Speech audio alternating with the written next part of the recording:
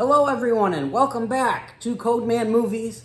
I apologize, it's been about a month since I've last posted a video. Like I said in my last video, I went to Chicago, had a blast, and I think I was just kind of jet-lagged for a while. I also had talked about in previous videos how my job was starting to kill me a little bit. There was a meeting between me and the owners, and we have decided that I definitely should not be a manager anymore, so I am done being a manager at a bar I'm working at, so just bartending currently.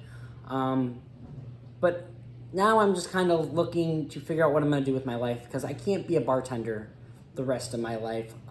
This job does not have any benefits at all, and kind of, I need health insurance, I need that kind of stuff. So, yeah, that's the update, guys. I have been so tired, so exhausted, just so burnt out, which is a word I never like to use because I don't get burnt out. I always have energy, and I always have time and energy to do the things that I want to do and to do things that I need to do. So yeah, that's the big reason why I've been gone for the last month. I've just been exhausted. I really have been absolutely bonkers exhausted, and it's been hard trying to catch up with stuff. And you know, I feel caught up enough that I can at least put on this episode of this podcast for you. Gonna be a longer episode today. I have like, I don't know, 15, 20 movies I've watched in the last month last month that I want to talk about. So yeah, guys, without further ado, let's get going. Grab a drink. Today I am drinking this apple rum with some serum. It kind of tastes like a caramel apple. It's good. It's real good. Real good. Chicago was great. I kind of want to put up a video of all the performances I saw and stuff. But I saw Metallica, Dua Lipa, Green Day. It was very close to Green Day. Idols. Whole bunch of people. It was a blast, and I absolutely loved it. And I love the city of Chicago, and kind of want to move there. Again, I'm kind of deciding what I want to do with my life, and it's a scary thing, kind of, you know, trying to figure out what you want to do with your life and doing it. But I'll figure it out. We're not here to talk about that. Let's talk about movies, guys. Let's talk about movies, starting with the first one. I watched this, I think, right before I left for Chicago. Like the day before Chicago or something like that. Not my first time watching this movie. It is the first time watching it at home. I did buy this movie. It was on sale, so I had to get it. Daniel Craig's last movie as Bond. Daniel Craig, once again, is great. He is my favorite James Bond. Sean Connery is definitely a close second, but Daniel Craig is my favorite. He gets... A guy that is going through the things that James Bond goes through would be like this. He would be dark. He would be sarcastic at times, though. He would be serious. But at the end of the day, you look in his eyes and you see a lot of pain and hurt. You see that in Daniel Craig's eyes. And I just think he is definitely the greatest Bond. All the technical aspects of this movie, the look, the editing, the cinematography, all of that looks great. The action sequences are absolutely phenomenal in this movie. I love all the characters in this movie. I love Madeleine. Q comes back. He's not there a lot, but he does a lot with the little bit he does do. I forget the name of the Bond that replaces her, but she's fantastic. What's her name? Amanda Armas is fantastic in this movie with her brief scene that she is in. I wish she was in more of the movie. Absolutely fantastic. Let's talk about the villains, though, because there's technically two villains in this movie. Blofeld is in this movie, returning from the last movie, and then we have Safin, Rami Malek's character. Both of them are kind of unneeded in this movie, almost. Blofeld's really in one scene, and it literally was just he didn't die in the last one, so maybe we need to kill him in this one. So that was kind of a disappointment. And And then Rami Malek's character, Safin, is kind of nothing.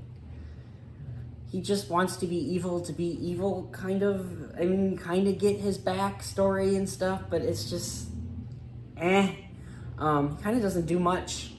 And it is disappointing because I think Rami Malek could have been a great villain. There's definitely great scenes in here with him as the villain, but they're kind of given nothing to do, which isn't the worst thing in the world because this is Daniel Craig's last movie as Bond.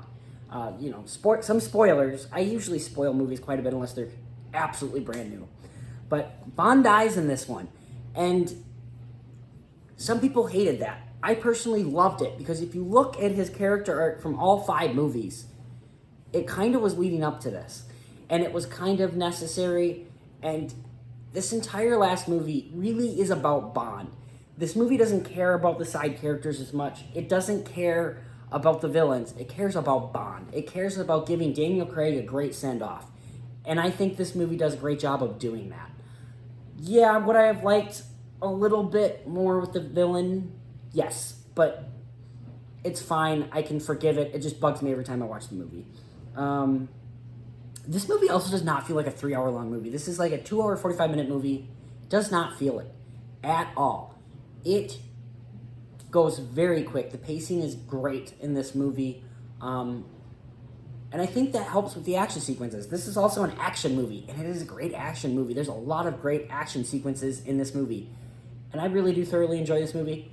It's not the greatest ever, but it is a movie I will rewatch, and every time still be disappointed by the villains. But I will still rewatch it. I also, I got the 4K Blu-ray, and I watched some of the behind-the-scenes stuff. I watched all of the special features, actually. There's some good stuff in here. There's some showing some of the action sequences in this movie. There's also like an hour-long Daniel Craig's journey as Bond documentary. So it's a decent Blu-ray feature. I would really love some commentaries. I wish commentaries weren't dying. But no commentary, and, that's disappointing.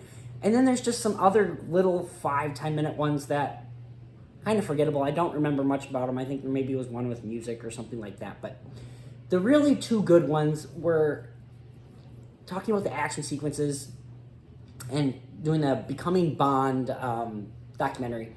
And both are really good. So a quality 4K Blu-ray, I would say. And the movie, at the end of the day, I give it a 7 out of 10. I might have done a review on this one before. But a 7 out of 10 is what I give this movie. I really, really do enjoy this movie. It's not like 5 times in theaters because I enjoyed it so much. It was also 2021 when there wasn't a lot out. But, yeah. So anyways, guys, that is No Time to Die. Really enjoyable James Bond movie. Get Out. When this movie came out, I felt that this movie was extremely overrated. And watching this movie, what is it now, 4 or 5 years later, I still think this movie is extremely overrated. People talk about this movie being just one of the greatest horror movies ever. People talk about this movie being this movie got nominated for Best Picture. I do not think it should have been nominated for Best Picture. Technically, is the movie great? Yes, great cinematography, great sound, great editing, great score, all that fun jazz. It's great. And I kind of like the first part of it where he's just uncomfortable in the setting. I don't like that this movie is beating you over the head with its message, though. I get it. And I understand I'm white. Maybe that's part of the reason why I don't like it as much. I'll totally admit that. I don't think that's what it is, though. The thing that bugs me the most about this movie is, again, that message beating you over the head. And that's what that first hour really is just he's uncomfortable with white people. And the white people are uncomfortable with him. And it's just, I get it. It just beats me over the head a little too much with it. And then I don't like where this movie goes. This movie goes into brainwashing and taking over people's bodies. And, it got way too unrealistic too fast. There was nothing at the beginning of this movie to show that this movie was going to get unrealistic. The first, 30 to 45 minutes, very realistic. And then it gets weird and transferring bodies and stuff like that. And the tonal shift was too much for me, in my opinion. I like the comedy aspects of the movie. I forget the actor's name, but the main character's friend, love that bit. I love those bits. I love that he's kind of us as the audience going, why are you doing that, you idiot? Don't do that. Come on, you idiot. Come on. Haven't you seen a movie ever? I love that. I want to make sure this is working. This is the first episode back. It's going to be a long episode, so I don't want to. There we go. We're doing good. Okay. So yeah, it's just a little too political for my liking. And I wish it was a little more subtle with its messaging. And I also just wished it was more serious. The end of the day, though, I don't think this is a terrible movie. It's overrated in my opinion. It's good. It's good in the sense that it's a 6 out of 10 movie. I've seen it a couple times, and every time the things that I just mentioned bug me. How political it is, and the tonal shift. It bugs me every time I watch this movie. It's not a bad movie. Definitely some great moments. Technical aspects, all fantastic. Jordan Peele is a great director.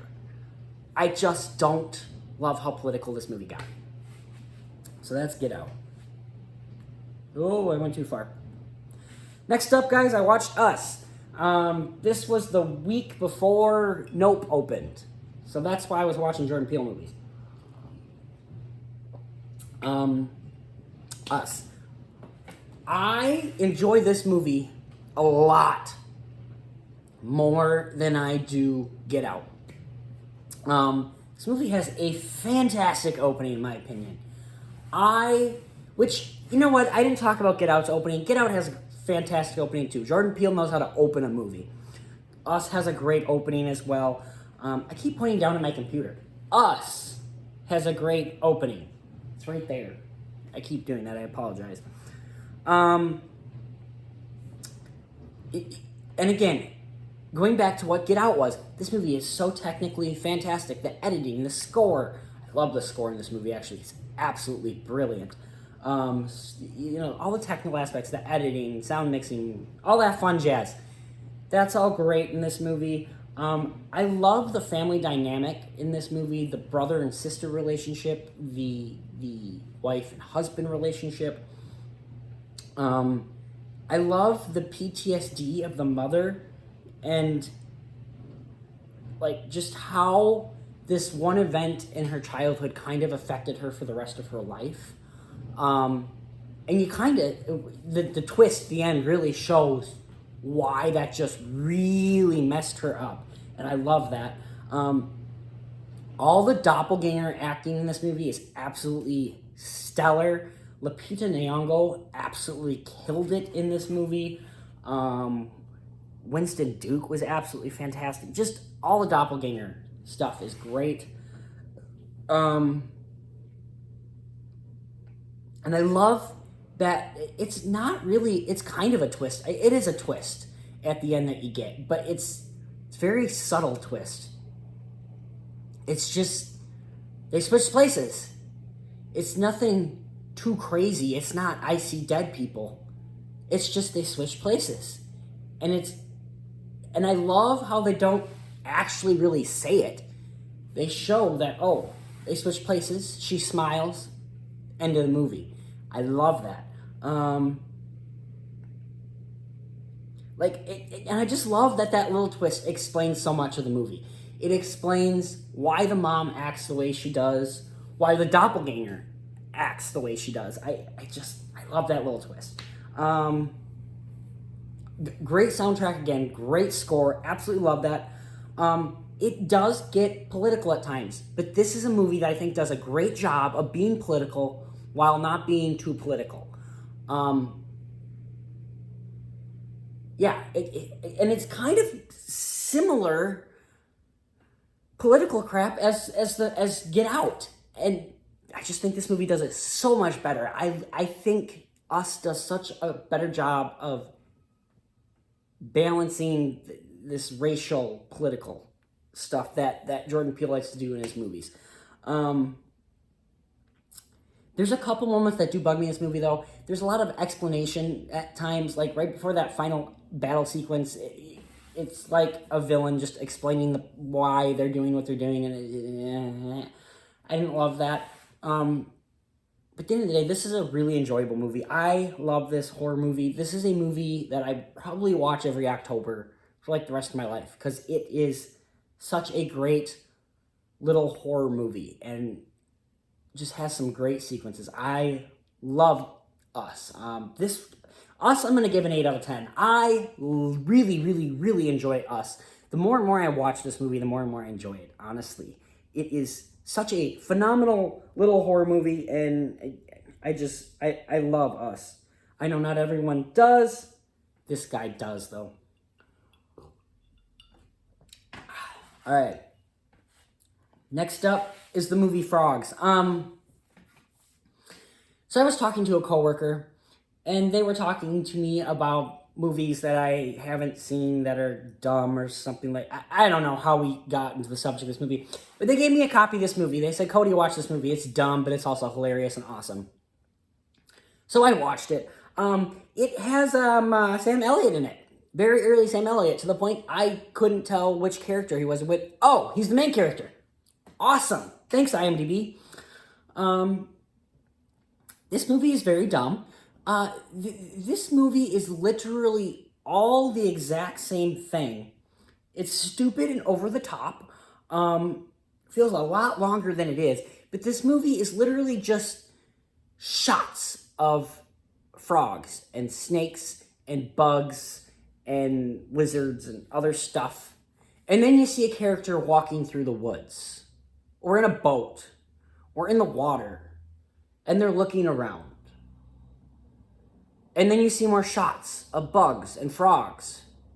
And then the character's starting to get nervous or anxious because they're in the woods alone. They can't figure their way out, or they're in the water and their foot's stuck in the mud.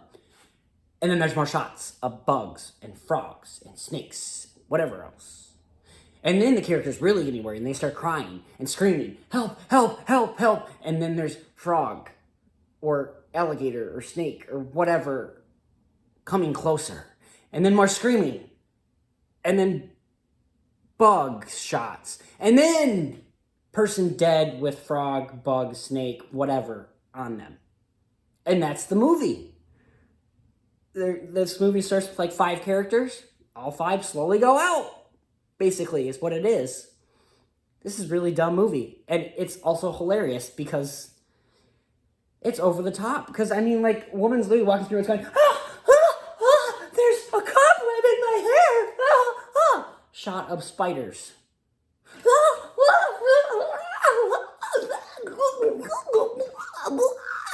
Shot of frog.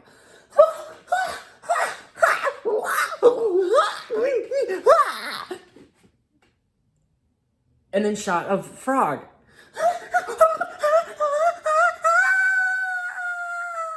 Dead bug on face. That's the movie. It's absolutely ridiculous. This movie gets like a 1 out of 10 because I did laugh. That's about all I got. What a terrible movie. It's hilarious though. That's Frogs. I got not much to say about that movie. Next up, guys, we're going to talk about The Gray Man. I was very excited about this movie. I love the Russo brothers. They did Captain America Winter Soldier, Captain America Civil War. They did episodes of Community. They did episodes of Arrested Development. They did Avengers Infinity War, Avengers Endgame. I love the Russo brothers. I was very excited for this movie. I love Ryan Gosling. I like Chris Evans a lot. Both of them great actors. This movie sucks. Now, I will say this. I watched this in Chicago at my buddy's house. His TV sucks. The sound is not working on his TV. He uses a speaker, just like a little JBL speaker. And the sound is not in sync with the words. So the mouth would move, and then the words would say it. So that was something unfortunate, and it did not help my viewing of this movie. However, this movie's kind of all over the place. They go from place to place to place. It doesn't make a lot of sense. The editing is weird. I don't even know how to describe the editing in this movie, but it is so flippin' weird. It's just, again, I don't know how to describe it, but it's like, what? How did that get to that? What? Editing's terrible in this movie. I think the writing in this movie is terrible. There are some lines that Chris Evans says that are cringy. And I mean cringy. It's terrible. Absolutely terrible writing. Some terrible visual effects. There is a scene where Ryan Gosling's in an airplane and you have no flipping clue what's going on. And then he gets out of the airplane, he's skydiving, and he's a rubber man. I'm talking like Spider-Man 3 and Black Panther rubber man. Just like, looks terrible. You have no clue what's going on. Chris Evans is kind of overacting in this movie.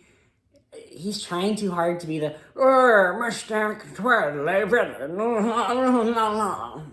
stupid. Plot is same as every other spy film, really. It's nothing. Again, the editing is the worst part of this movie. I cannot say enough about how bad the editing is in this movie. I don't understand what's going on. It's weird. It's just, you just can't see a lot of the fights because debris in the way, or it's dark, or it's just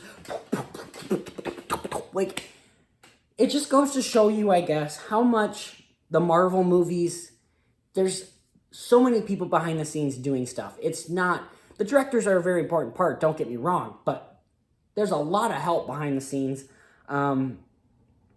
Why Netflix is spending money to make a sequel on this, it beats me. Especially when their prices are going up, less people are subscribing, they have zero content. Netflix is a shit show in my opinion, but you know, it is what it is, I guess. Guys,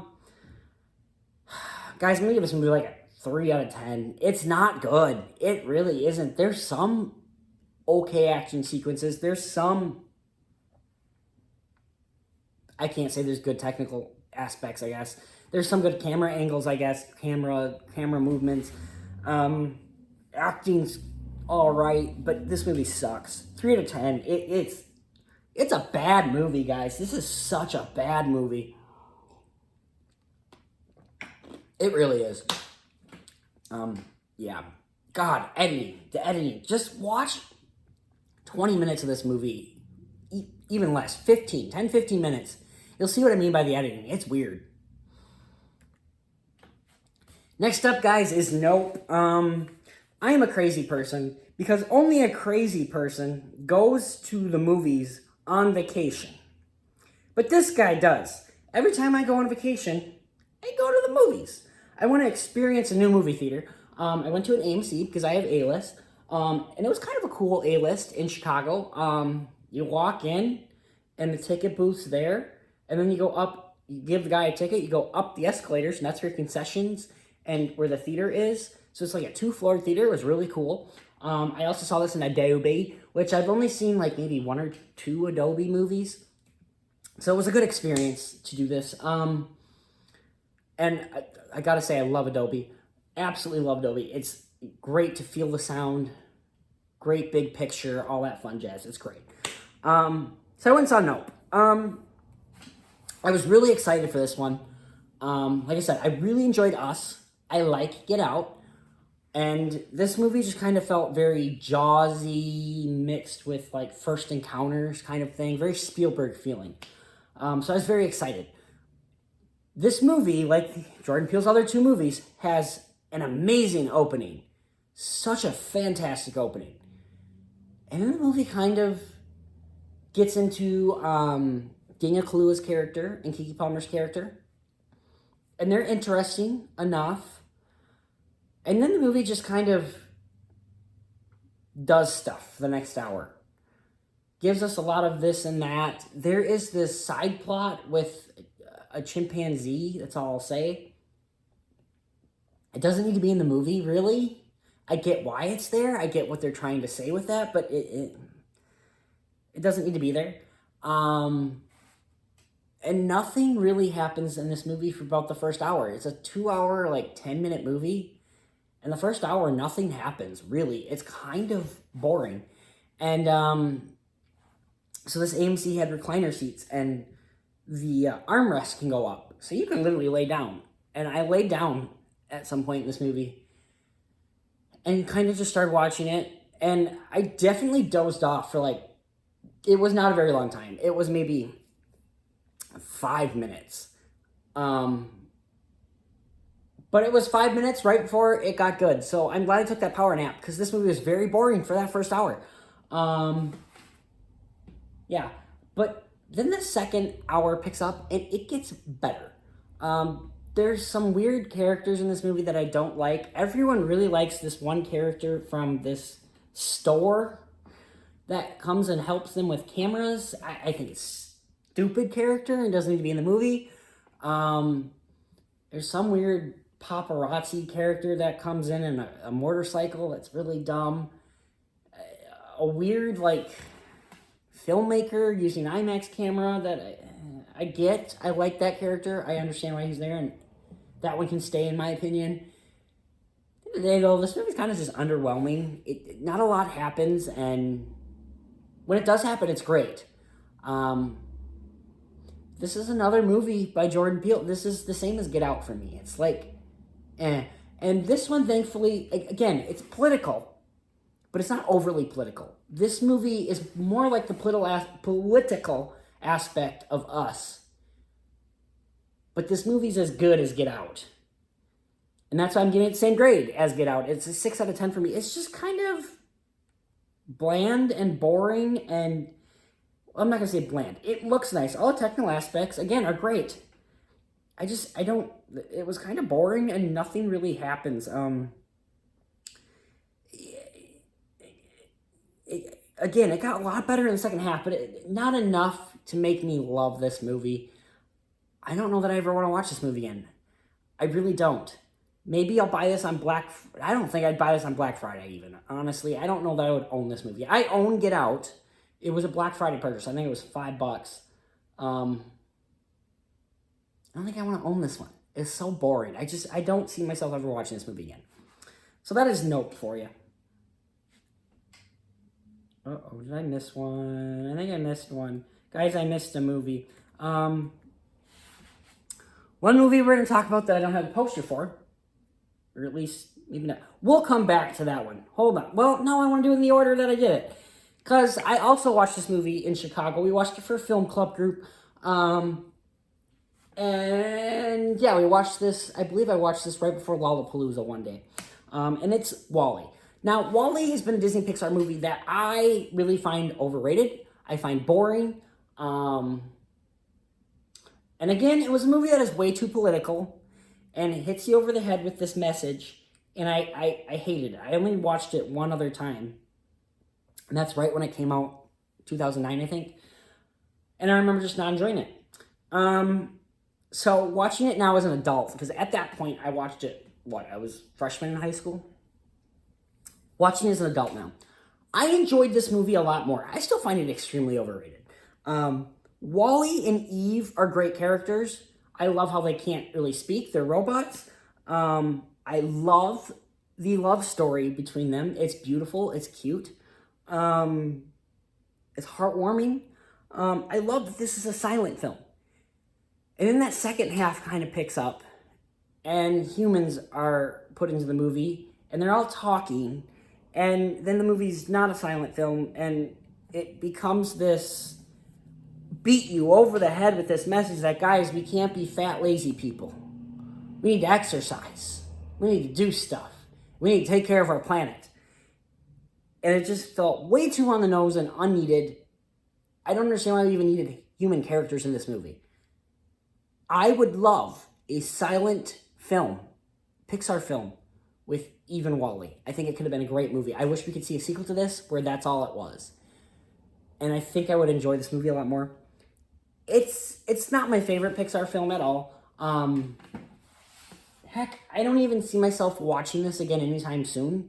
It's been, 2009. It's been over 10 years since I've watched this movie. and I don't see myself watching it within the next 10 years. Unless someone is watching a film club, wants to watch it again or something like that. I don't plan on watching this. So yeah, I like the first hour of this movie. I don't love the second hour. 6 out of 10 must be a popular score this week, because 6 out of 10 is what I'm going to give WALL-E. It's just a very underwhelming movie. I wanted to love it. I wanted it to be so much more, and it's just not. So that's WALL-E for you. The movie I do not have a poster for it, even though I thought I did it. Maybe I didn't. Maybe I forgot about that one. I can't remember. Oh, there's so many movies. We're 30 minutes, guys. So this is definitely going to be a longer episode, because I'm not even within the next 2 weeks. Let's see. Yeah, okay. Woo! All right. Got another drink, guys. We need another drink. All right, here we go. Next up, guys, is DC League of Super Pets. I saw the trailer for this movie maybe a month before it came out and thought, oh, this could be an interesting movie. Could be good. And I was getting excited for it. It's a movie with Batman. Keanu Reeves as Batman, too. So I was getting really excited for it, actually. And I went and saw it, and it started out great. Kind of what the trailers promised.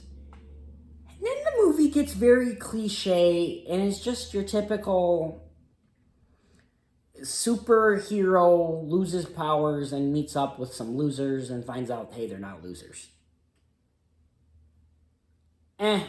Seen it, done that.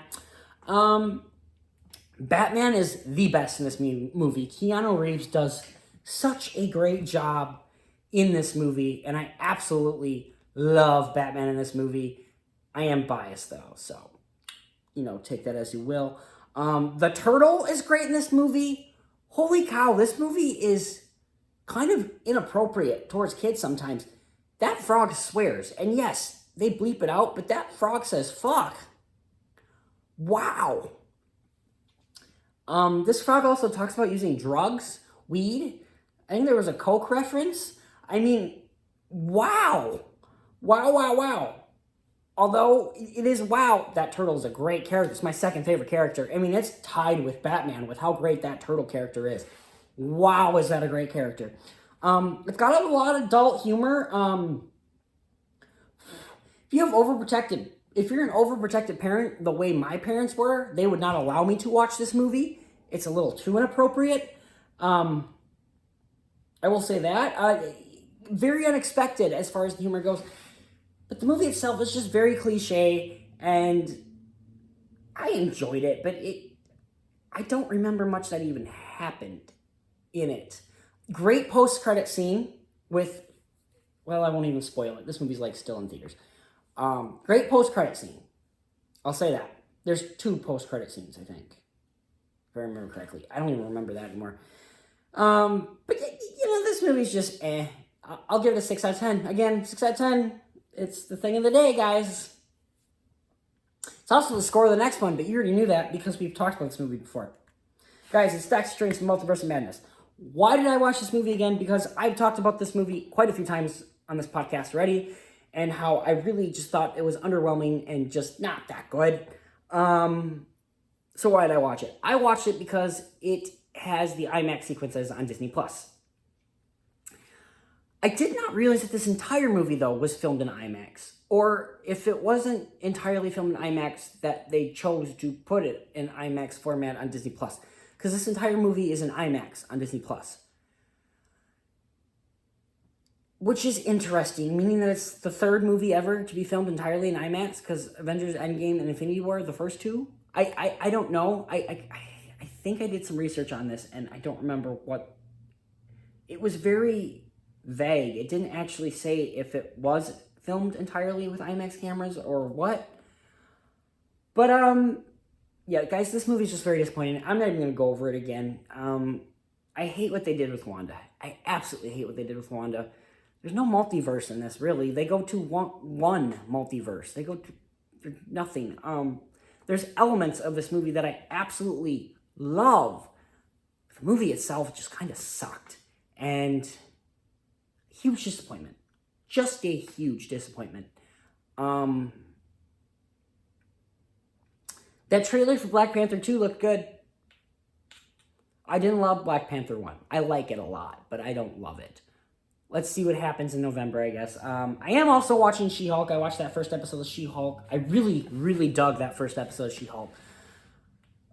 It am becoming a Marvel TV series person and not a movie anymore, because has there been a good Marvel movie this year? No, there hasn't. Unless you're counting Spider-Man No Way Home extended cut coming out within 2 weeks. Yes, I'm going to that if I can. I don't know if it's going to be in my theaters around me. I don't know. We'll see. Anyways, guys, Doctor Strange 2, it sucks. It doesn't suck. It's just disappointing. 6 out of 10. We've talked about this at nauseum. Guys, I think I'm a little flippin' drunk. I haven't been drinking as much lately. I went to Lollapalooza and probably had a 12-pack a day at least. Also, I had some drugs, of course, because it's Lollapalooza. So, I haven't been drinking as much because, I went overboard. I don't think my dishwasher's cleaning my glasses as well as I'd like. But it's a good thing that it's only me drinking from my glasses. I don't exactly have a lot of guests usually. Well, at least not guests that want to drink. The girls that usually come to this apartment are in and out. Yeah. Let's talk about the next movie, guys. Next up is Bullet Train. I was very, very excited for this movie, guys. David Leitch, he co-directed the first John Wick. He did Deadpool 2, Atomic Blonde. I don't know why I was excited for this movie, actually. I don't love Deadpool 2, and I do not love Atomic Blonde. Okay, I thought this movie was going to have great action sequence, great fighting sequences, which it does. I'll give it that. This movie has absolutely fun, fantastic action sequences. There is some really bad CGI in this movie, though. Particularly one where Brad Pitt's character is just like floating through a train. And it's just all CGI environment. And you can tell he was just sitting on a mat or something, going, "Oh, I'm falling," but I'm not actually falling. Bad CGI. There are jokes in here, guys, that are straight up Deadpool. And, David Leitch was the director of Deadpool 2, so you would think he should be able to steal Deadpool 2 jokes. Which there are some Deadpool 2 jokes in here, but there's also Deadpool 1 jokes in here. He's like completely ripping off Deadpool 1 jokes. And I was like, this isn't original. I've seen this before. In a franchise that you already were a part of. Why are you repeating it? I could not stand some of the humor in this movie. Some of them were funny, yes, but I went, oh my god, this is Deadpool. I'd rather watch Deadpool. It's better. That bugged the hell out of me. Brad Pitt does great. Aaron Taylor Johnson. All the performances in this movie, honestly, are fantastic. There's also some really fun surprises, some twists and turns. You find out who the villain is. That's a little... I went, is that who I think it is? Oh my god, it is! That's really kind of fun and cool. I don't hate this movie, but this might be one of the biggest disappointments of the year for me. It's what I'm... Wow, this movie should have been so much more. I mean, you got a train full of assassins. This movie should have been just fun, over-the-top, ridiculous. And it's just kind of boring. It's kind of ready for it to end. I was like checking my watch a few times while watching this movie, and it just never seemed to end, and I wanted it to. I don't really know what else to say about this movie, guys. This movie was just a big disappointment. Just a big disappointment. It really was. And I wanted it to be so much more, and it just wasn't. Maybe that's my expectations. I do want to see this movie again at some point in time. I don't want to go back to the theater to see it, I don't think. Maybe I will. I don't know. But yeah, just very disappointing. It's not awful. I'll give it a 5 out of 10. It's okay. It's just, I don't know, I was kind of bored by it. And I Been there, done that. That's all I gotta say. I thought it was gonna be more of an original, kind of fun movie, and it's there. It happened. I saw it. That's all about what I got to say about it. So, yeah. I watched this movie the Monday I got back from Chicago. So, yeah. Now we're going to get into some other movies, and you're going to notice a theme between 1, 2, 3, 4, 5, 6 of these movies. Because, again, guys, I told you I went to Chicago. I absolutely love the city of Chicago. I want to be back in Chicago so bad. I think I want to move to Chicago. It's something I'm looking into. I love Chicago. I love how there's something to do every day. I love how beautiful the skyline is. I bought a mural. I'm looking at a mural right now of the Chicago skyline. Grant Park with Willis Tower, Sears Tower, however you want to call it. Trump Tower's there. I mean, I love Chicago, guys. I love Chicago. Which is why I started watching some movies that take place and filmed in Chicago. First one being Ferris Bueller's Day Off. First time I saw this movie, I thought it was kind of another overrated movie. That's another theme of this week's episode is overrated movies. Because the first time I saw this, I felt it was overrated. I think I maybe watched this 2 times before I watched it this time. And I think every time I watch this movie, it gets better. Every time I watch it, it gets a little bit better. I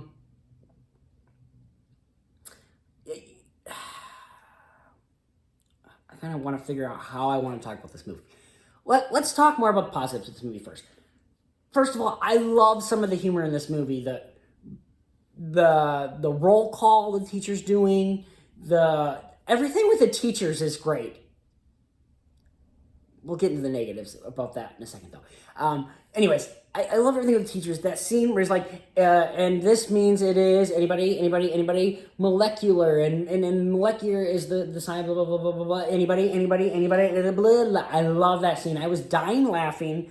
I was also high while watching this movie, which made it so much better, actually.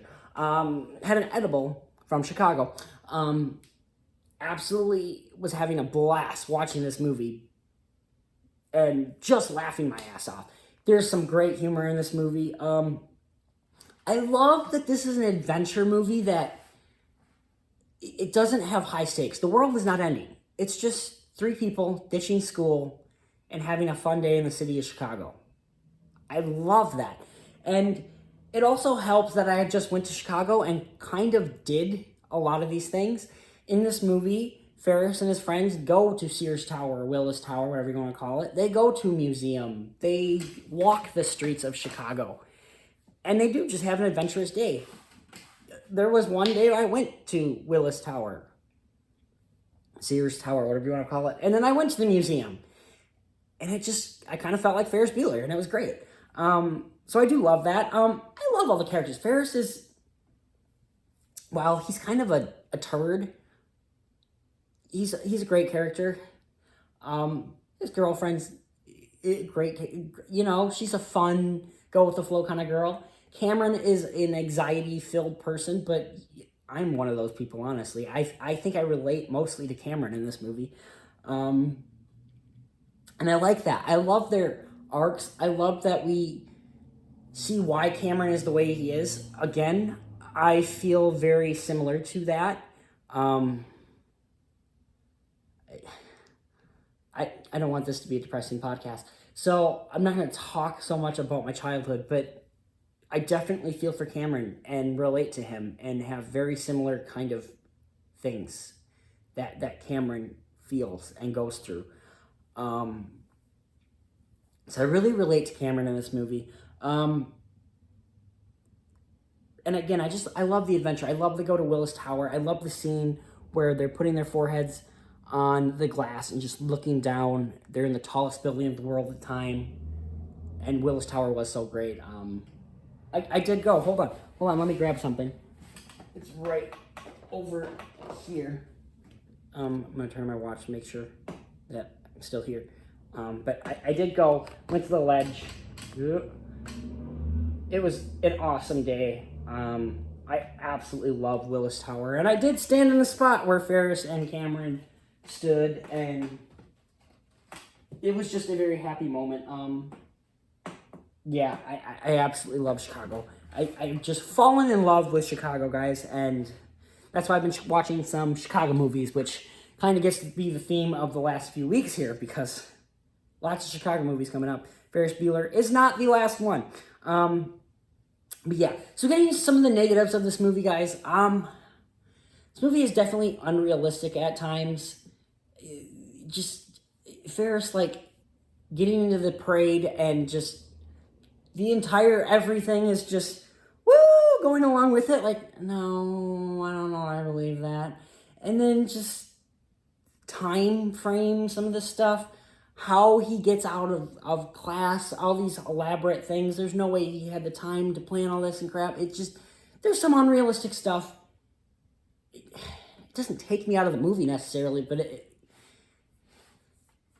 similar to when I was talking about Get Out, that like the first hour, not even the first hour, I guess, but when this movie starts out as a fairly realistic movie, and then it gets unrealistic, and it's just, I don't know, it took me out of the movie a little bit, I guess. But at the end of the day, I really do enjoy this movie. Not as much as everyone else. This movie is more, it's a 7 out of 10 for me. There's some really great parts to it. Again, exploring the city of Chicago, as someone who went to Chicago and fell in love with the city, I can relate to that. I really can. So I will watch this movie again in the near future, but I don't love it as much as everyone else. Everyone thinks this is one of the greatest movies, like, ever. I'm not going to go that far with it. It's good. It's really good, though. 7 out of 10. I really enjoy it. All the performances are great. Technical aspects are great. I'm tired, guys. We've been talking for 50 minutes, and we still have, like, 6 movies to go. 1, 2, 3, 4, 5, 6, 7, 8 movies to go. Jesus Christ. I might have to get a refill. We'll see. Yeah. All right. Let's continue, guys. Next up, guys, like I said, I was watching movies that take place in Chicago. I did not watch all of this movie. I watched the last hour of this movie, because the last hour of this movie takes place in Chicago. Looking at all those buildings there. About a month ago, I was standing in front of those buildings. So yeah, I watched this movie because it takes place in Chicago. I watched this movie early in the year, in March or April. But I just want to watch the last hour because it takes place in Chicago. And I will say, guys, the last hour of this movie is really kind of great as far as an action movie goes. The humor sucks. The characters suck. Action's great. If I could just turn off what people are saying, listen to the sound effects, and watch the visuals of this movie, I'd enjoy it a lot more. Yeah. Also, I'm not big on necessarily needing locations of movies to be accurate. But, like, this movie takes place in Chicago, and they're talking about how, I forget the name of the gal, but the gal's being held hostage at Trump Tower, and they jump out of a plane in front of Willis Tower. I'm really looking at my mirror right now. They jump out of a plane at Willis Tower, and within seconds, they're over at Trump Tower, which is over here. And there's no way in Sam Hill that they went from there to there in the amount of time that it shows in the movie. And then there's other scenes where they're, like, having this fight on LaSalle, which is actually very close to Willis Tower, in front of the Chicago Board of Trade building, my favorite building in the world.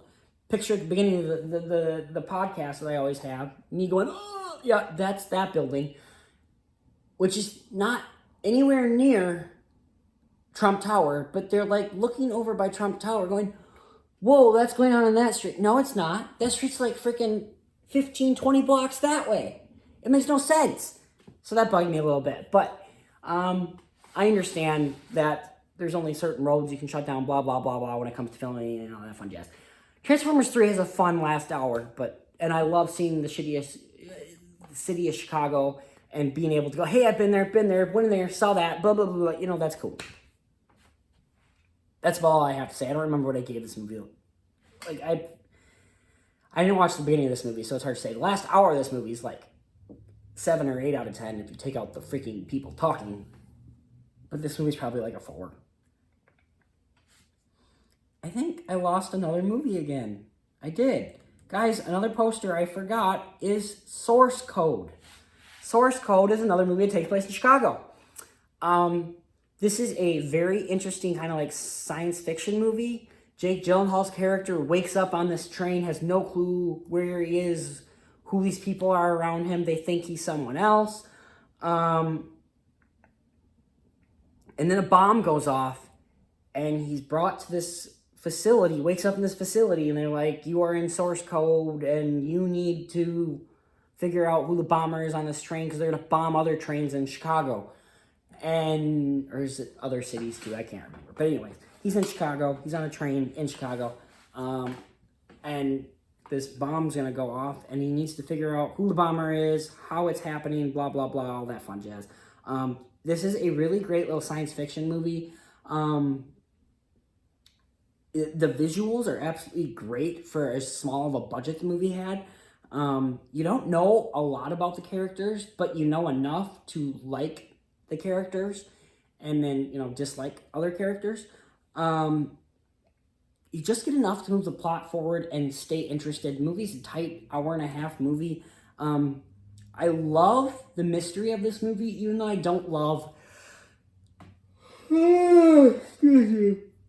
Even though I don't love what the mystery ends up being, I don't love what the bad guy in this movie, I don't love it. It's just kind of like, okay, sure. But other than that, this is a really great science fiction movie, and it does feature the city of Chicago, which I absolutely love. I love the opening of this movie. It's just landscape shots of Chicago, and I just love the city of Chicago, guys. I'm absolutely obsessed with the city of Chicago. I love it. I've been watching so many things on YouTube about Chicago, and I just love Chicago. I really do.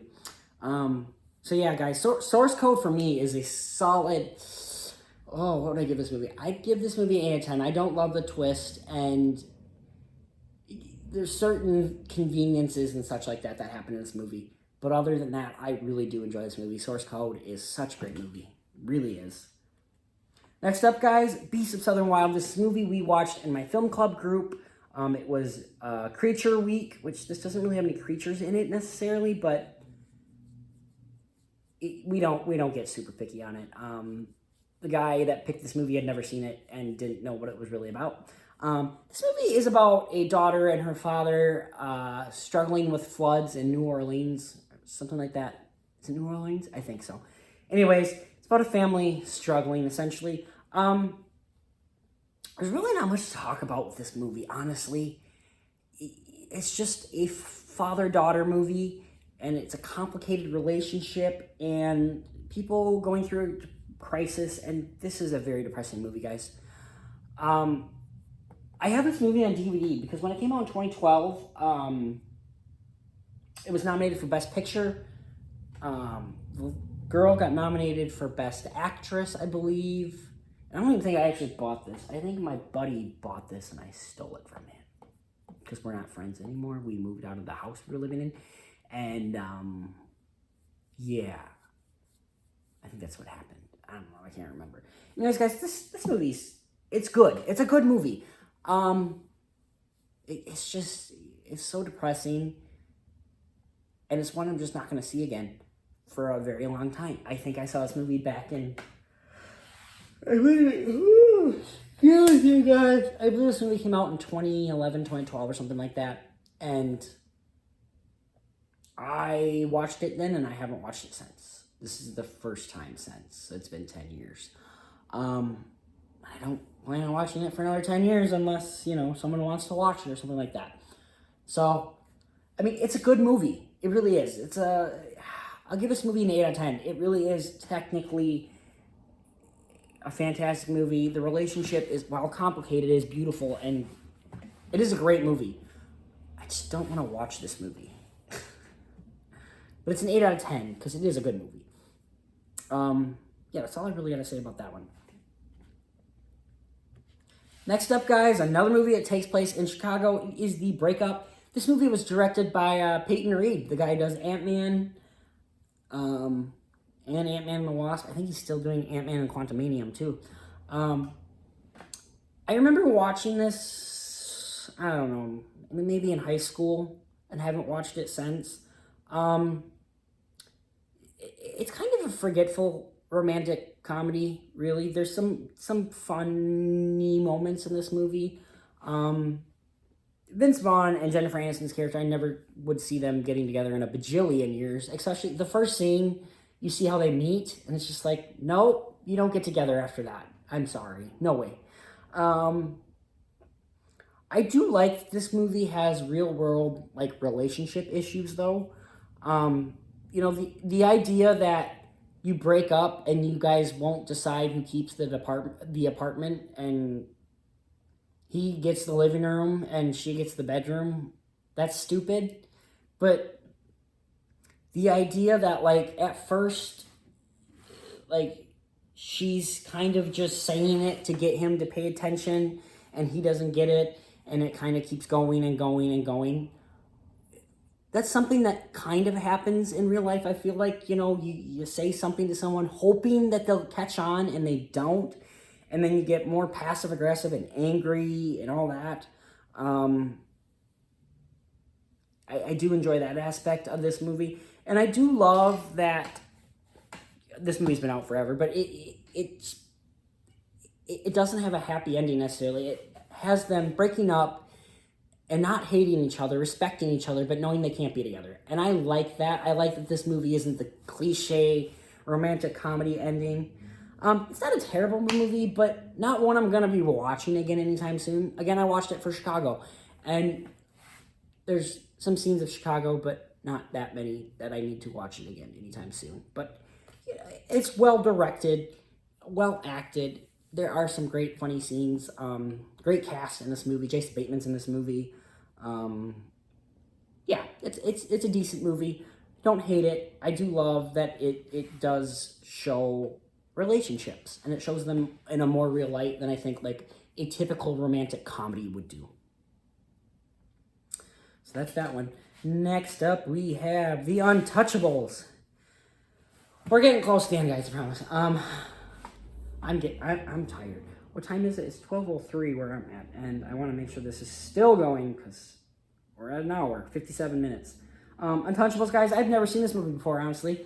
Another movie takes place in Chicago, and it's loosely based on true events. There was a group called the Untouchables, I believe, and they were working to take down Capone, which I believe they did, and it is how he is taken down in this movie, I believe. It's tax evasion. After all the horrible things Al Capone does, that's how they get him. It's crazy. This movie is kind of well, let's first talk about like technical aspects. First of all, technical aspects are great. Acting, cinematography, sound, all that fun jazz. That's my favorite building in the world right there, guys. The Chicago Board of Trade building. I love that building. I can't not look at that building. God, that's such a great building. Anyways, guys, building Chicago. I love that building. I can see it on my poster too. Such a great building. God, I love that movie. Okay. Anyways, guys, all that stuff is great. Script is great. The pacing in this movie, though, is a little slow paced. It's intentional, I think. It's supposed to be this epic gangster movie. It's kind of boring at times. I will say that. My refrigerator's being loud. Not as bad as it was for a while there, but anyways. It's intentionally slow, but I was also bored at times with this movie. It's a good movie, though. I'm not going to say it's a bad movie. It's just not as interesting as I think as it wants to be. I love that Chicago really is a character in this movie, even though Chicago is really not in this movie all that much. There are definitely moments where they're in Chicago. The Board of Trade is in this movie a few times. But, like, it's not quite... But I'm trying to think how I'm trying to say this. Chicago is a character in itself in this movie. And I like that, even though it's really not in it much. But it takes place in Chicago the entire time. But again, it's just kind of slow paced. This is more of a technically great movie than I think it is an amazing movie. But it is a really great movie. It's a good movie. It's a good movie. It's a good movie. It's a good movie. I'm going to give this movie a 7 out of 10. It's just one of those movies that is really great technically. It got nominated for a lot of Oscars. It didn't win a lot of Oscars. I believe Sean Connery was the only one that won an Oscar for this movie. He won an acting Oscar. Everything else just got nominated. So this is one of those Oscar movies that gets nominated for a lot of things, but it doesn't win. And that's kind of because it's a good movie, just not such an incredible, amazing movie that it's everyone's favorite, 8 out of 10, 7 out of 10 for this one. It's good. Road to Perdition, another movie that I had not ever seen, guys. I'm kind of ashamed that. I watched this the other night, actually. We are into this week's movies now. Guys, I love this movie. This is another movie that has the Chicago Board of Trade building in it, has LaSalle in it, director of American Beauty and Skyfall and Spectre, Sam Mendes, great director. And this is another kind of gangster noir kind of movie, I guess you could say. And it started off slow.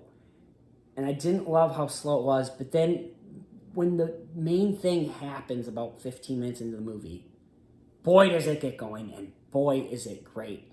It is this drama gangster movie with a father and son, and it is such a wonderful, compelling, amazing movie. All the technical aspects of this movie are great. There's some great little action sequences in this movie that are not big action sequences, but they're tense, and they are mesmerizing and wonderful and beautiful. Specifically towards the end, there's a sequence that is just incredible.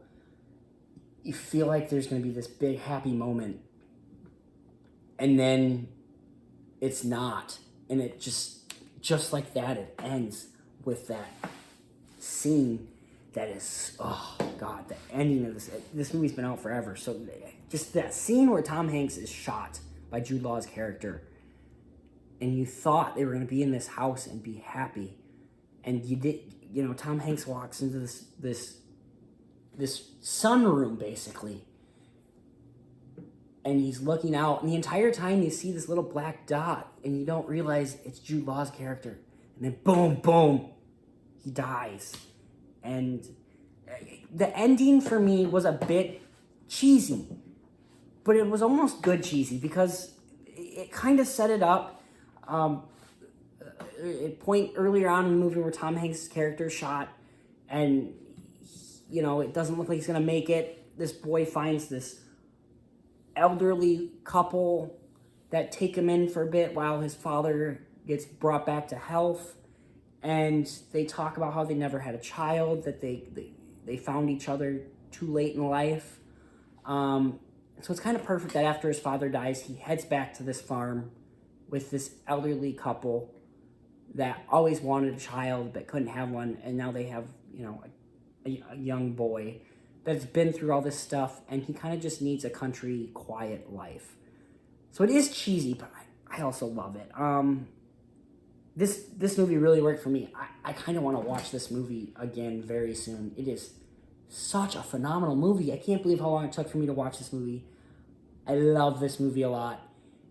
Absolutely love it. This is a 9 out of 10 for me, guys. I really did enjoy this movie, and this movie came out, 2002, I think? Took too long. 20 years for me to watch this movie. That's sad. Really is. 9 out of 10, though. It's such a great movie, guys. Such a great movie. I just thought this movie was going to be ridiculous over the top. It's not. It's a very interesting gangster noir kind of movie, and I love it. I love this movie. Next up, guys, we are getting to the 2 movies that I saw yesterday. So I did a double feature yesterday. Cleaned a house, did guitar lessons, was just in town, decided, you know what, I'm going to do a double feature day. It's a really nice day, and I should probably be outside, but I want to go do a double feature. And I just couldn't decide. I was just going to go see one movie, and I couldn't decide what I wanted to see. If I wanted to see Beast or if I wanted to see Bodies, Bodies, Bodies. So I went, heck, double feature day. So first I saw Beast. Beast is a movie that I was kind of looking forward to because it's Idris Elba. But the trailers looked, the CGI just looked so bad that I was like, I'm not going to enjoy this movie. So I will say this. The movie started and the CGI was actually really great. And then the movie starts going on and CGI gets bad in some spots. Like, really bad. Like, they filmed half this movie, and it must have been the first half, because the first half has some decent CGI. Because it's like the Lion King 2019 great. And then towards the end, it looks literally like that. It looks like that. It does not look good. And so I feel like they made the first half of this movie and thought they had a budget, and then they didn't. And then they kind of gave up by the end. So yeah, the first half of this movie is actually really good. There's some great moments of tension. But the second half of this movie really is where it kills me, because it's an hour and a half long movie. It's not super long, but characters get so stupid. Idris Elba has this older daughter. She's a fucking idiot sometimes. And there are some scenes in this movie that we're talking about something. All of a sudden, you left mom. You left us. It was like, where did that come from? You know, we're talking about having a good time, having adventures, and all of a sudden you left mom. Like, okay. And then there's like one section in this movie where they're stuck in a car. There's this man-eating lion outside. But their friend is out there. And he's close by. And Idris Elba's like, I'm going to go find our friend. You guys stay in the car. She's like, oh, I don't think you are. I think you're abandoning us the way you did mom and us. He's like, no, you idiot girl. There's a man-eating lion out there. There's a friend out there. He's trying to grab the friend, bring him back in there so he can get in the car and get the hell out of here. He's not abandoning you. Shut up. And it's just out of nowhere. So there's some really stupid characters in the movie. I don't love all the acting in this movie, particularly the daughters. It's weird, because some scenes they're actually really great. And then other scenes, and it's the scenes where the script is bad.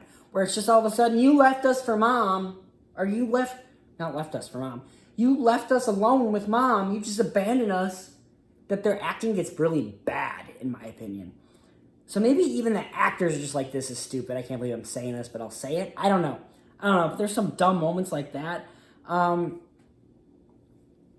then there's some things that happen at the beginning of the movie that, like, there's a character saying something, and he's making it, like, very clear. It's almost like he's looking at the camera going like this. He's kind of, I want to make sure that I'm in frame for this and make sure I have it correct, because this kind of feels like what the movie does. It's not exactly what the movie does, but it feels like the character's going, by the way, this thing with lions happens, and it'll probably help you by the end of the movie. So if you just want to maybe, I don't know, keep this in the noggin there, you might find this helpful later on, an hour later in this movie. It'll be very helpful. Just so you know. Okay, back to the movie. That's literally what it feels like happens in certain aspects towards the beginning of this movie. They put out this facts, and they make it very clear that you hear it. And it's just a little ridiculous at times. So I did not love that aspect. But at the end of the day, there are some great moments of tension. This is a scene towards the end of the movie, and I hated this scene. It's so unrealistic. That guy would be so dead. So dead. And I'm glad I was in the theater by myself for this one, because I was screaming, you're a fucking idiot. Some stupid choices made by characters. And this movie, just things like that. Those two big things, what I'm talking about, just over the head on some things, and it just this movie bugged me a little bit. Didn't completely hate it. It's not a movie you need to go see in theaters, I don't think. Give it like a 5 out of 10, guys. It's fine. I had fun. There's some good tension-filled moments. And when the characters aren't being completely stupid, it's actually an interesting little movie, creature feature kind of thing. Even though this creature is a lion. But an enjoyable movie. Just didn't love it as much as I wanted to.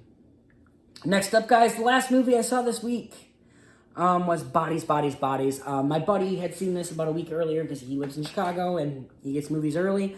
And he said it was a really fun movie, so I was really excited to see it. I absolutely love this movie, guys. This group of kind of friends get together. This girl in the middle here, she's dating that girl next to her. And she's friends with all the others in childhood, brings her girlfriend to this event, and the new girl finds out, wow, these people are psycho, crazy people, and a character dies.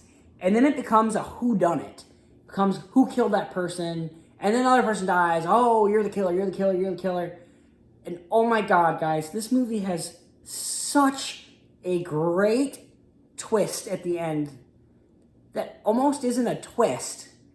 It's just like, yeah, guys, this is what happened. And it's like, oh, shit. And makes us, it's funny. Towards the end of this movie, there's just this, I thought of Family Guy.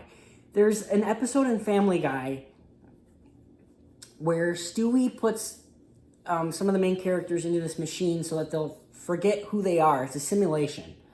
And Peter Quagmire and, what's his name? Brian and wheelchair guy, I can't remember his name.